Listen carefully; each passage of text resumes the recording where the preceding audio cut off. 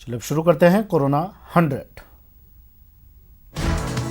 देश में कोरोना मरीजों की संख्या में तेजी से इजाफा हो रहा है। बीते 24 घंटे में 36 लोगों की मौत हो गई है। देश में मौत का आंकड़ा बढ़कर 543 तक पहुंच गया है।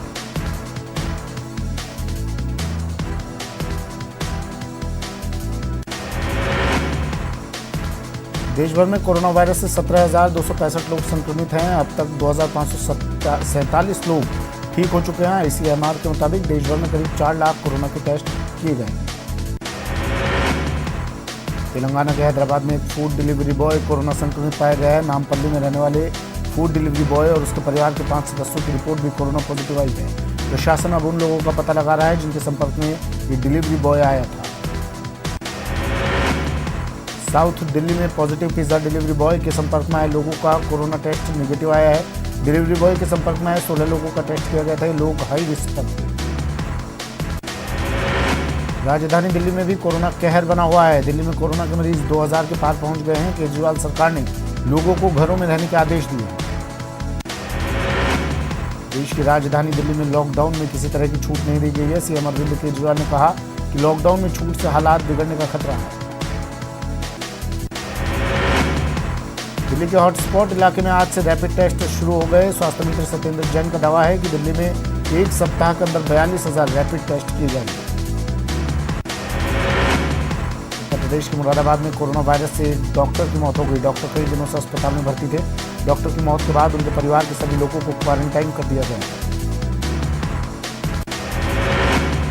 सहारनपुर जिले में कोरोना के लगातार मरीज बढ़ते जा रहे हैं। सहारनपुर के देवबंद क्षेत्र में ही पिछले 24 घंटे में 35 कोरोना पॉजिटिव मरीज मिले हैं। यहाँ संक्रमित मरीजों की संख्या 86 हो चुकी है।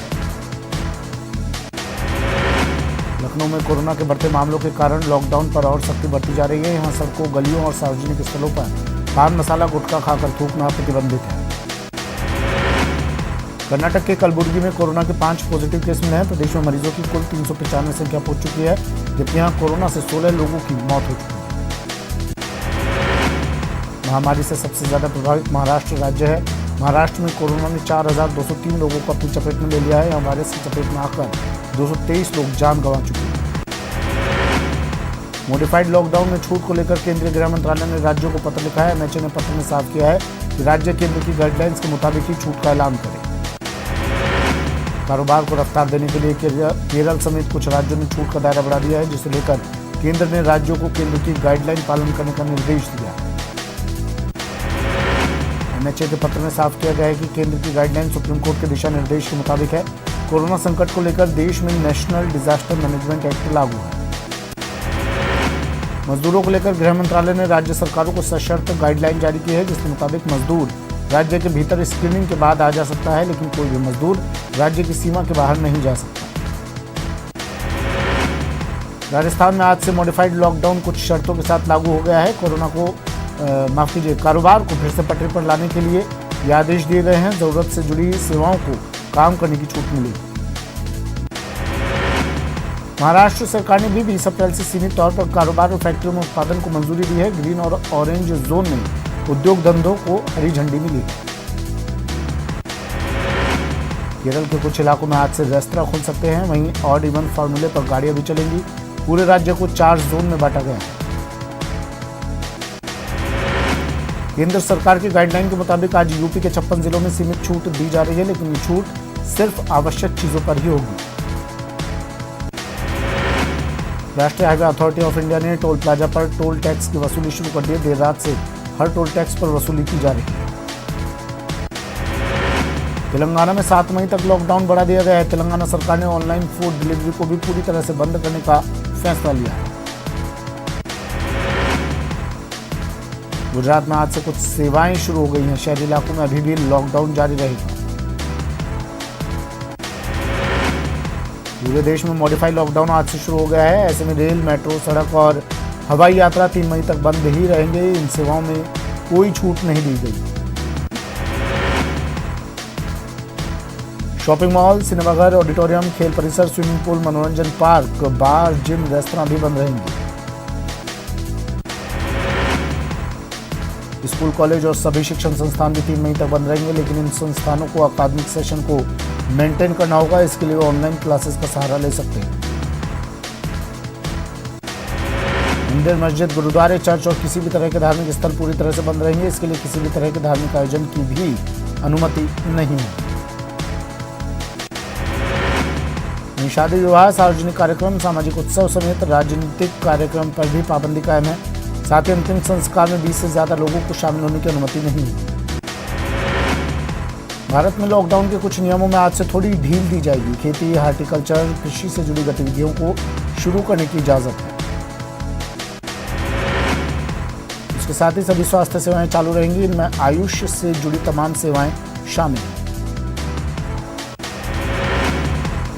मनरेगा वर्करों को काम करने की इजाजत होगी, लेकिन उन्हें सोशल डिस्टेंसिंग का सख्ती से पालन करना होगा। चाय, कॉफी और रबर प्लांटेशन को अधिकतम 50% कर्मचारियों के साथ काम करने की इजाजत होगी। वहीं तेल और गैस सेक्टर से जुड़ी सभी गतिविधियां जारी रहेंगी।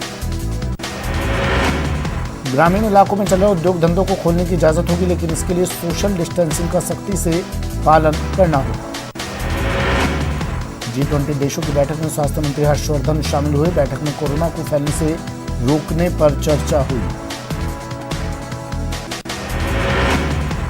रिलायंस फाउंडेशन ने कोरोना संकट के बीच मिशन अन्न सेवा शुरू किया है। इसके तहत 16 राज्य, एक केंद्र शासित प्रदेश में खाना बांटा जा रहा है। अब तक 2 करोड़ से ज्यादा लोगों को खाना खिलाया गया।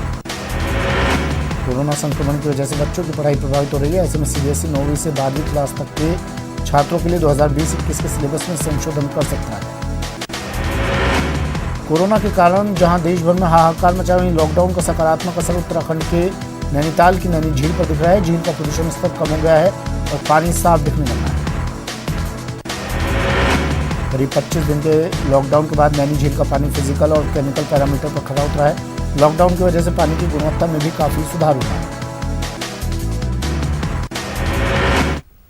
वक्त एक ब्रेक का, जल्द हाजिर हूं। बाद स्वागत है आपका। चलिए फिर से शुरू करते हैं कोरोना 100। प्रदेश में मॉडिफाइड लॉकडाउन का पहला दिन है। मुख्यमंत्री अशोक गहलोत ने जनता से अपील की है कि सभी लोग घर में ही रहें। मॉडिफाइड लॉकडाउन के जरिए ढील सिर्फ इकोनॉमिक एक्टिविटी के लिए है। सीएम ने कहा कि कोरोना अभी भी खतरा है और उससे जंग जारी है। सोशल डिस्टेंसिंग का कड़ाई से पालन कीजिए, अनिवार्य रूप से मास्क पहनिए। अशोक गहलोत ने कहा कि सरकार जीवन रक्षा के लिए हर जरूरी कदम उठा रही है। लोगों की सुविधा के लिए एसेंशियल सर्विस चालू है और बीमारों को अस्पताल पहुंचाया जा रहा है। सरकार जनता की सुरक्षा के लिए 24 घंटे मुस्तैद है। कोरोना संकट के बीच लोकसभा स्पीकर ओम बिरला ने अपनी प्रतिक्रिया दी है। बिरला ने कहा कि केंद्र सरकार और राज्य सरकार संकट की घड़ी में सराहनीय काम कर रहे हैं और जनता भी इसमें अपनी भागीदारी निभा रही है। प्रदेश में कोरोना से अब तक 25 लोगों की मौत हो चुकी है, जबकि 127 नए पॉजिटिव केस के मिलने के बाद मरीजों का आंकड़ा 1495 तक पहुंच गया है। वहीं 97 लोग स्वस्थ हो चुके हैं। प्रदेश के 26 जिले कोरोना की चपेट में हैं। जयपुर में सबसे ज्यादा 578 पॉजिटिव मरीज है। वहीं जोधपुर में कोरोना के 290 मरीज हैं।